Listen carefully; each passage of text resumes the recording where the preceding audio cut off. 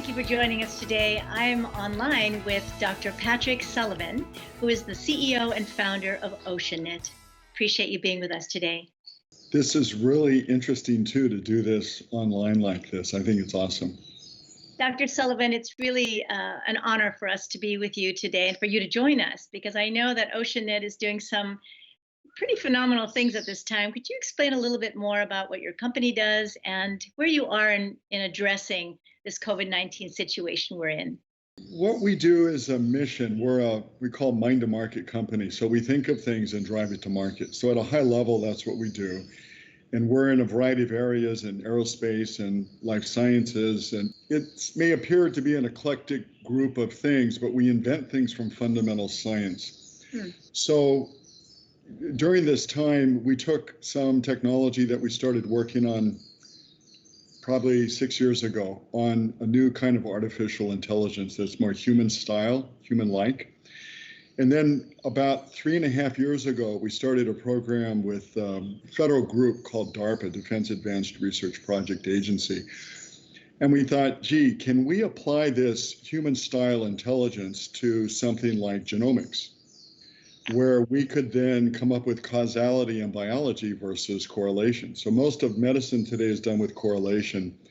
And that means let's do 1 million people that smoke and 1 million people that don't and see who lives longer, and then I'll write a report. But you need 1 million people over a couple lifetimes. So we thought, historically, this has happened where guys like Galileo said, you know, the planets, they move because of math. Guys, it's not religion.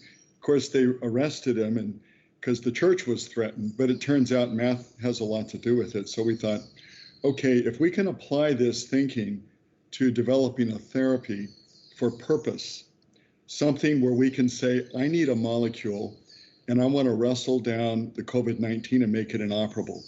So we literally launched a program. It's been about 4 weeks. We're doing like a designer molecule, essentially. And the results look really good. So we're doing it in a very interesting way. So instead of using probability the way people do, you know, correlation medicine, we're using a grammar. And by that, I mean, we're creating we did this with DARPA. We produced the grammar of RNA to be able to calculate things that are so hard and complex, they're uncalculatable. So kind of the short version of that is, you know, the Human Genome Project, where they spent, you know, billions of dollars in many years. They produced sequence of humans, but nobody figured out how to do the shape of the molecule. We can do that with this technique. And so we are literally building this molecule here in Honolulu. And they said, guys, we got months. And I know it sounds impossible, but that's what we're here for. So they're working on it. It's been really exciting. We're getting really good results. And so the idea, for example, to open Hawaii back up, we figured it's a molecule that's only specific. It's a lock and key. So it only attaches to the COVID and nothing else. Everything else it doesn't care about. And so the idea then is that you would do a spit in a cup thing. You spit in the cup, you pour it in this little, like a little well. And in, you know, 5-10 minutes, it tells you, like a pregnancy kit, a test. It says your test works, and by the way, you don't have it or you do. And by doing that and then connecting that with a phone app, you can do this for cheap, fast, and you can connect everybody in a database and say, look, you know, I came up negative, here's my result, and so I don't need to be quarantined. I'm not expressing anything.